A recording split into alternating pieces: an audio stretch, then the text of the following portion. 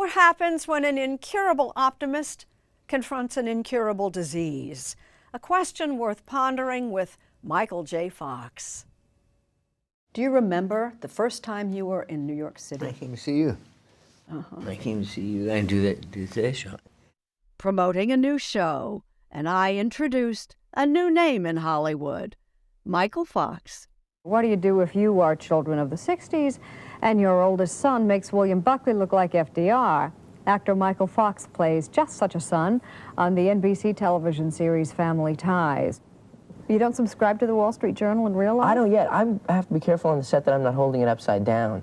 Me and my friend who came with me to New York wandered down Fifth, and we were at breakfast, and it was $20. I lost my I had $20. What you remember is breakfast. And I remember meeting you on the cusp of a very bright future. There were people at every state in the union at that protest. What were you protesting? Good grooming? Family Ties debuted 40 years ago. Well, how do I look? Middle-aged. After taping the first show with a live audience, did you know you were the star? I knew it landed. He knew he'd found something, and this was the moment he found it.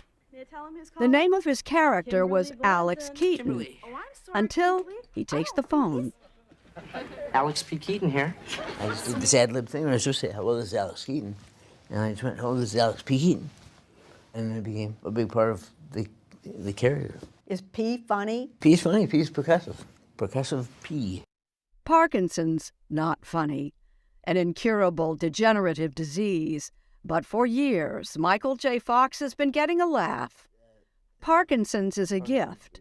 It's a gift that keeps on taking, but it's a gift. Every time I see you, I can see it's taken a little bit more of something. It's been 30 plus years.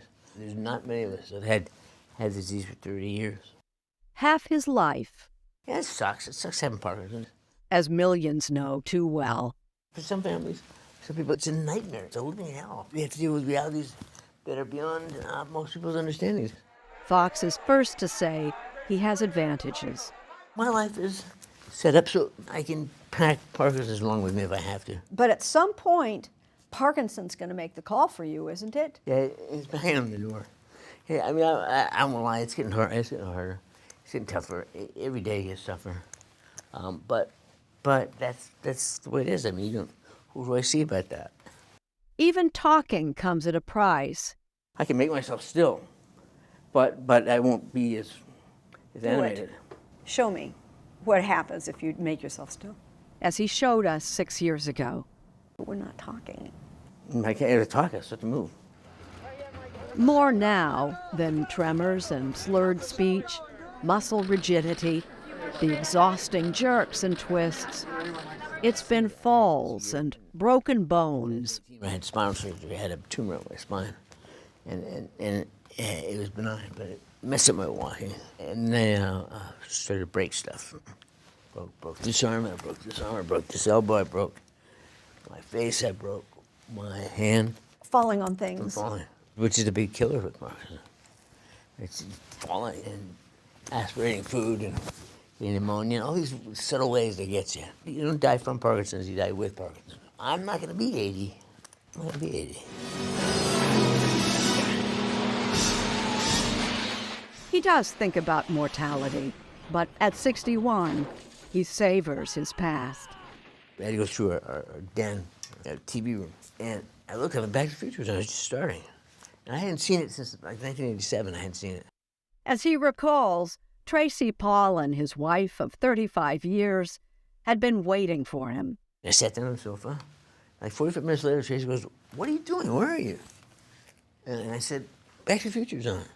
She said, "You're watching Back to the Future?" And I said, "Yeah, I'm really good at it."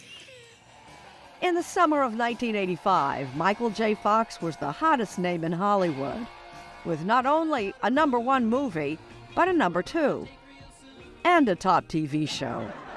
20 to 30% of TV viewing audience was watching you. Yeah. That's not true now. On a Thursday night, walking down the hallway of the hotel, in every room I could hear Family Ties.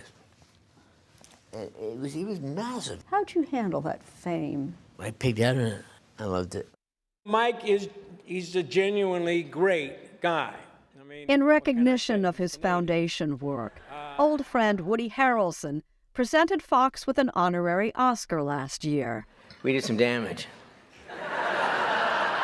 We did some damage in the 80s. You say we did some damage. We had a good time. Is it possible you did some damage? Yeah, very possible. I mean, there's so many ways that I could have hurt myself. I could have hit my head. I could have drank too much at a certain developmental period. Most likely, I think, is that I was exposed to some kind of chemical. What we say is that genetics loads the gun and environment pulls the trigger.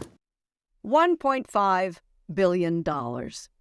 That's how much the Michael J. Fox Foundation has raised for research, announcing a breakthrough this month, a biomarker for Parkinson's, which could mean faster diagnosis and treatment. This is, changes everything. I know with where we are right now, in 5 years, we'll be able to tell if they have it, be able to tell if they're ever going to get it, we'll know how to treat it. It's great if you understand what I'm saying, but I'd rather you don't fall over. I'm working on it. Yeah. The child I love best is one I'm with at the time. My kids are great. I love being with my family. You know what? You could put a little bit of this in there. His family all appear in a new documentary about Fox. The story of me, take two. His life, What did it mean to be still? I wouldn't know. I was never still. his career, Wait a minute, Doc. Are you telling me that you built a time machine? and of course, Parkinson's. It's called Still.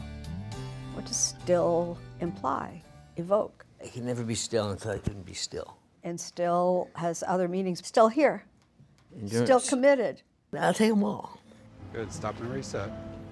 And we see it all. Losing his footing, All right, I'm okay. Thank you. but not his dignity or his sense of humor.